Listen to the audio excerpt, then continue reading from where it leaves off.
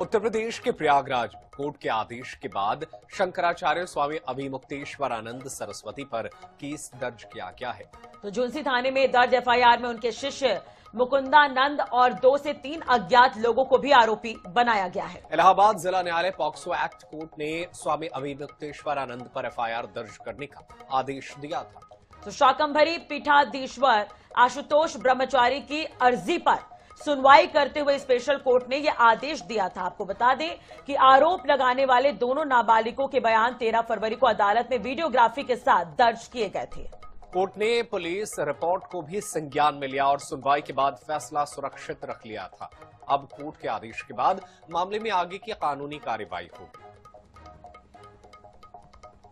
तो कोर्ट के फैसले के बाद शंकराचार्य ने कहा कि यौन शोषण का केस फर्जी साबित होगा, ये बनाया हुआ मामला है।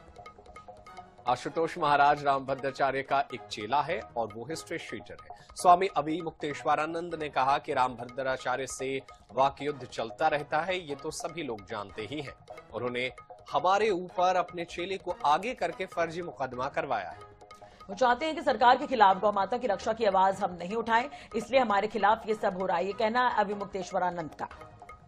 तो मुश्किलें बढ़ गई हैं और एक तरह से देखा जाए तो एफआईआर भी दर्ज कर ली गई है। यौन शोषण के मामले में कोर्ट के आदेश पर यह एफआईआर दर्ज की गई है। बिल्कुल, तो ये बड़ी और अहम खबर। दरअसल स्वामी अभिमुक्तेश्वरानंद जो है इन दिनों लगातार गौ माता को राष्ट्र माता का दर्जा देने की मांग कर रहे थे। इनका पूरा मामला भी सामने आया। माघ मेले में प्रशासन के साथ विवाद हुआ और अब ये पूरा मामला आगे बढ़ चुका है और अब स्वामी अभिमुक्तेश्वरानंद पर केस दर्ज किया गया है।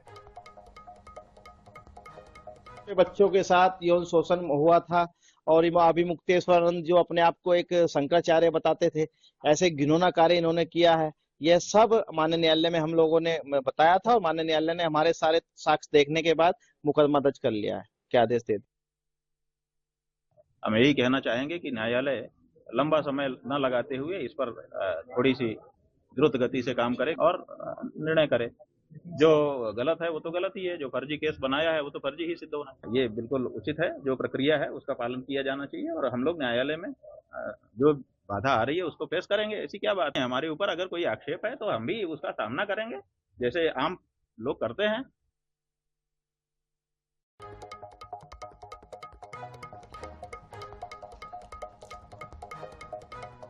तो आपको बता दें कि श्री कृष्ण जन्मभूमि मुक्ति निर्माण ट्रस्ट के अध्यक्ष और शाकंभरी पीठाधीश्वर आशुतोष ब्रह्मचारी ने आरोप लगाया था कि माघ मेले के दौरान एक नाबालिग और एक बालिग बच्चा उनके पास आया था, जिसने स्वामी अभिमुक्तेश्वरानंद सरस्वती पर कुकर्म का गंभीर आरोप लगाया था। उन्होंने आरोप लगाया कि स्वामी अभिमुक्तेश्वरानंद सरस्वती के शिष्य ही इन बच्चों पर गुरु सेवा के नाम पर संबंध बनाने का दबाव बनाते थे।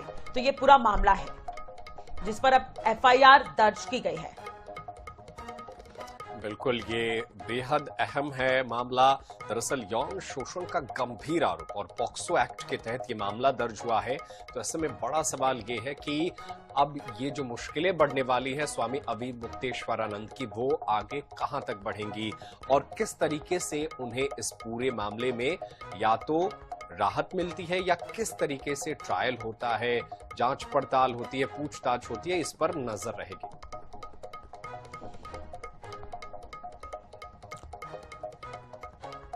चलो इसी खबर पर ज्यादा जानकारी के लिए बात करेंगे। अनूप कुमार हमारे साथ जुड़ गए हैं। अनूप, एक तरह से देखा जाए तो कोर्ट के आदेश के बाद मामले में आगे की कानूनी कार्रवाई होगी। सुनवाई के बाद फैसला सुरक्षित रख लिया गया है। आगे क्या कुछ प्रक्रिया होगी, पूरी जानकारी से लेकर। देखिए, प्रयागराज के झूसी में कोर्ट के आदेश पर अभिमुक्तेश्वरानंद पर मुकदमा लिखा गया है। अब इस मामले पर पुलिस अब विवेचना करेगी, क्योंकि अभी आरोप लगे हैं। आरोप के बाद पूरी चार्जशीट पूरी विवेचना करने के बाद जब चार्जशीट दाखिल करेगी पुलिस, तब उसके बाद कोर्ट जो बीएनएस की धारा के अनुसार उस पर चार्ज लगाएगा और फिर उस पर सुनवाई करेगा। हालांकि इस मामले को लेकर के जिस तरीके से कोर्ट ने आदेश के बाद मुकदमा दर्ज हुआ, लेकिन अभी धीरे धीरे मामला पूरा राजनीतिक होता जा रहा है। अभी मैं प्रेस कॉन्फ्रेंस में अखिलेश यादव समाजवादी पार्टी के राष्ट्रीय अध्यक्ष प्रेस कॉन्फ्रेंस कर रहे थे, तो उसमें उनका कहना था कि इस मामले को लेकर के जिस तरीके से सरकार का हाथ है, और दूसरा उन्होंने आरोप लगाया रामभद्राचार्य पर। उनका कहना था कि हमारी सरकार में 400 BC का एक मुकदमा था रामभद्राचार्य पर, मैंने वापस ले लिया था। मुझे लगता मैंने गलती की थी, रामभद्राचार्य को जेल भेज देना चाहिए था। तो ये कहीं ना कहीं आरोप प्रत्यारोप, अब पूरा मामला राजनीतिक होता जा रहा है। पुलिस हालांकि इस मामले को लेकर के जिस समय आरोप लगे थे, पुलिस ने इस मामले पर एफआईआर नहीं लिखी गई थी, इसकी वजह से मामला कोर्ट में गया। कोर्ट ने अभी इस जो बच्चों की जो पूरे बयान दर्ज किए, बयान दर्ज करने के बाद उस मामले को सुरक्षित रखा और अब कोर्ट ने एफआईआर दर्ज करने के आदेश दिए और झूसी थाने में अब मुकदमा दर्ज हो गया है। इन दिनों कुछ राजनीतिक जो गर्माहट है, चाहे अवमुक्तेश्वरानंद को लेकर के, बयानबाजी को लेकर के हो, या फिर तमाम राजनीतिक संगठनों को आपस में देखने को मिल रहा है कि लगातार चाहे सत्ता पक्ष के राजनीतिक संगठन हो या फिर विपक्ष के हो, उनमें भी आपस में तल्खियां इस बयानबाजी बिल्कुल, इस पूरे मामले पर चारों तरफ तल्खियां देखी जा रही है। आप बने रहिएगा हमारे साथ अनूप कुमार, आगे भी आपसे जानकारी हासिल करते रहेंगे। तो ये बड़ा मामला और इस पूरे मामले को लेकर के अब जो है सियासी बयानबाजी शुरू हो गई है।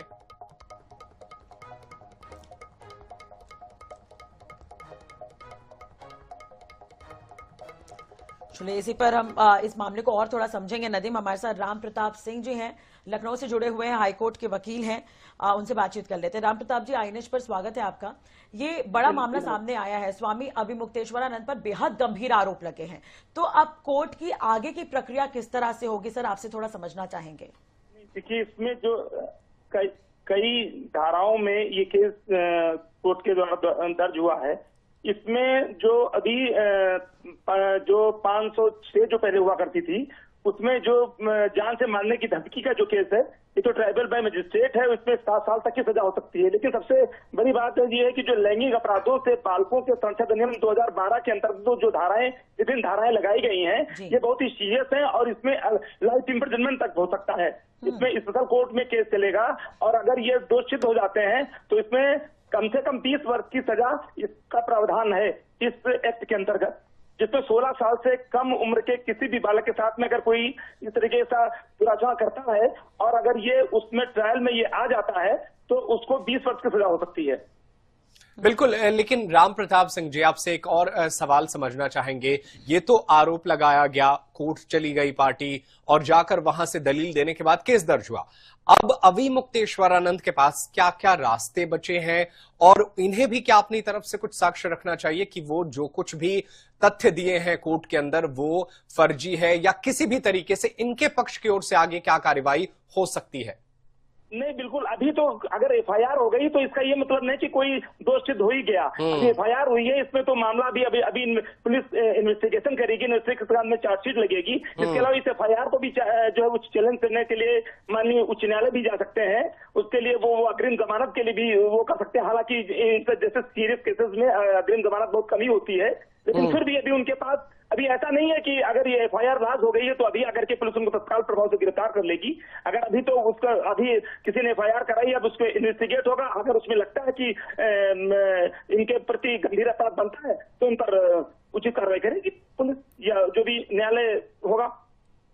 जी चलिए, बहुत बहुत शुक्रिया राम प्रताप जी ये जानकारी देने के लिए आपका। तो कहीं ना कहीं स्वामी अभिमुक्तेश्वरानंद की मुश्किलें बढ़ती हुई नजर आ रही है। एफआईआर तो दर्ज कर ली गई है, अब अगली जांच के बाद जो सुनवाई होगी उसका इंतजार रहेगा।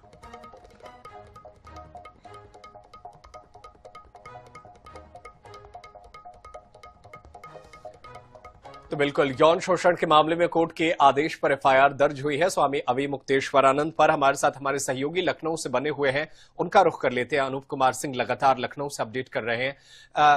अनूप, बड़ा सवाल यह है कि इस पर सियासी भिड़ंत तो हो ही रही है। एफआईआर होने के बाद सियासी गलियारे में कैसी रिएक्शन आ रही है? क्या यह समझा जाए कि एफआईआर के बाद इस मामले को और बड़ा किया जा रहा है? जब स्वामी अभिमुक्तेश्वरानंद कहते हैं कि मैं लखनऊ जाऊंगा, वहां पर बड़े ऐलान करूंगा, और उसी दौरान एफआईआर दर्ज होती है, कल को इनकी गिरफ्तारी होती है, क्या ये पूरा मामला अब सियासी पिच पर भी आता नजर आ रहा है क्या?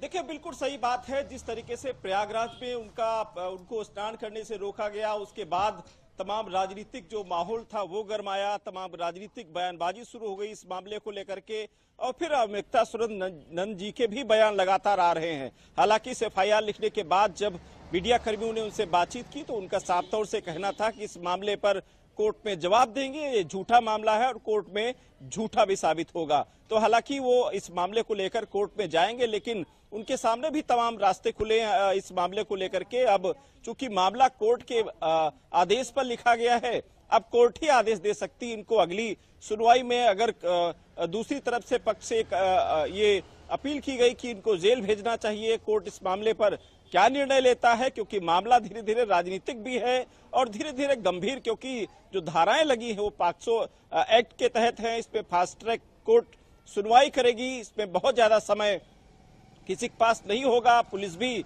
इस मामले पर विवेचना करेगी और पुलिस को ये धाराएं साबित भी करनी पड़ेगी सबूतों के अनुसार। हम अमूमन देखने को मिलता है तमाम ऐसे आरोप लगते हैं, लेकिन सबूत के कमी के अभाव में वो धाराएं कमजोर हो जाती हैं, आरोपी छूट जाते हैं। ऐसा प्राय देखने को मिलता है अदालत में। लेकिन सबसे बड़ी चुनौती पुलिस के सामने ये होती है कि जिन धाराओं में मुकदमा लिखा जाए, फिर उनको धाराओं को विवेचना के समय उनको साबित करना होता है 20 सबूतों के अनुसार। अब पुलिस इस मामले पर विवेचना करेगी, तमाम वो सबूत इकट्ठा करेगी, वो बच्चों का बयान लेगी, तो वहां पर कौन था, या सीसीटीवी थे या नहीं थे, किस तरीके से बच्चे प्रवेश किए थे, ये सब तमाम जो विवेचना का पार्ट है। बिल्कुल। दूसरी तरफ तमाम जो राजनीतिक दल हैं, अब इस मामले को लेकर उनकी जो पिच भी तैयार हो गई है। लगातार बयानबाजी, नजर तो बनी रहेगी, आप भी नजर